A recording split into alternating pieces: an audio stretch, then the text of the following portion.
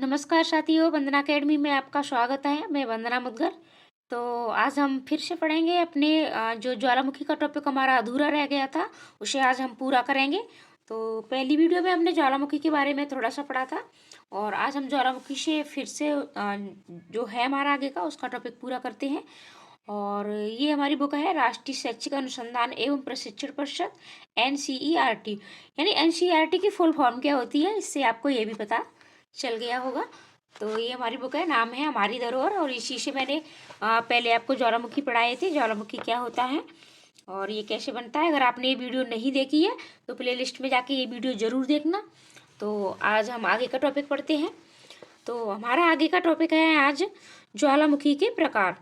अगर आप चैनल पर नए हैं तो चैनल को सब्सक्राइब जरूर कर लें ताकि आपको ऐसी अन्य वीडियो मिलती रहे और नोटिफिकेशन आप तक पहुंचता रहे। तो शुरुआत करते हैं। ज्वालामुखी अनेक प्रकार के होते हैं, लेकिन क्रियाशीलता के आधार पर ये 3 प्रकार के होते हैं। यानी वैसे तो इसके कई प्रकार होते हैं, लेकिन जो क्रियाशीलता है ये क्रियाशीलता कहते हैं यानी एक्टिव।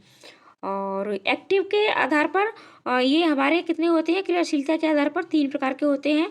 सक्रिय ज्वालामुखी, सुप्त ज्वालामुखी और मृत ज्वालामुखी। सक्रिय ज्वालामुखी क्या होता है? सक्रिय ज्वालामुखी हम वे ज्वालामुखी होते हैं जो हमेशा सक्रिय रहते हैं, यानी जिनसे हमेशा लावा मैग्मा, ठीक है, जो निकलता रहता है और हमेशा अग्नि की ज्वालाएं निकलती रहती है, यानी वो हमेशा एक्टिव रहते हैं, वो हमारे सक्रिय ज्वालामुखी कहलाते हैं। सुप्त ज्वालामुखी जिनमें भविष्य में पहले कभी मतलब पास्ट में, भविष्य में नहीं यानी पास्ट में जिनमें पहले उद्गार हुआ था, और लेकिन अब वो क्या है, अब वो सुप्त हैं, अब उनमें कोई भी उद्गार नहीं है, लेकिन भविष्य में उनमें उद्गार कभी भी हो सकता है। तो ये हमारे सुप्त ज्वालामुखी है, यानी अब वो एक्टिव नहीं है लेकिन कभी भी एक्टिव हो सकते हैं।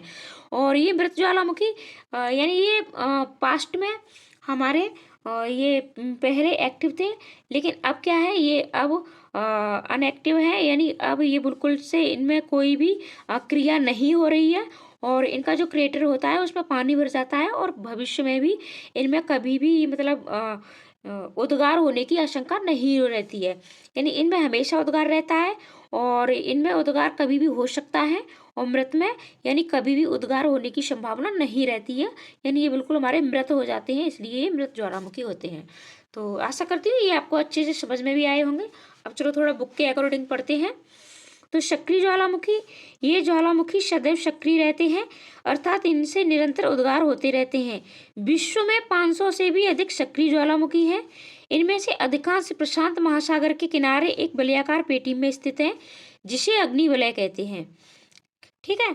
और सिसिली में माउंट एटना, जापान में फ्यूजियामा और बंगाल की खाड़ी में यानी भारत में बैरन द्वीप सक्रिय ज्वालामुखी के कुछ उदाहरण हैं। तो अब सक्रिय ज्वालामुखी आपके प्रश्न भी बनते हैं कहाँ कहाँ है, तो आपका सिसिली में माउंट एटना है, जापान में फ्यूजियामा है, बंगाल की खाड़ी यानी भारत में अपना बैरन द्वीप, ये कैसे ज्वालामुखी है, ये सक्रिय ज्वालामुखी है। और प्रशांत महासागर में जो ज्वालामुखी की वलयाकार पेटी है उसे क्या कहते हैं, उसे अग्निवलय कहते हैं। अब है हमारा सुप्त ज्वालामुखी। ये वे ज्वालामुखी हैं जिनमें अतीत काल में उद्गार हुआ था, अब भी शांत है, यानी पहले पास्ट में आपका इनमें उद्गार हुआ था, लेकिन अब क्या है, अब वो शांत है, किंतु उनमें कभी भी उद्गार हो सकता है।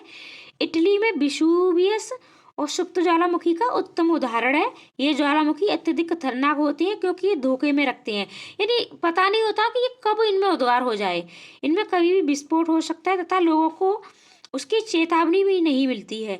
विसुवियस ज्वालामुखी में सर्वप्रथम 79 ईस्वी में उद्गार हुआ था तथा ये 1700 वर्षों तक सुप्त अवस्था में रहा, ठीक है। और फिर हमारा मृत ज्वालामुखी, ये वे ज्वालामुखी हैं जिनमें सुदूर अतीत में उद्गार हुआ था, किंतु अब वे सक्रिय नहीं है तथा भविष्य में भी इनके सक्रिय होने की कोई संभावना नहीं है।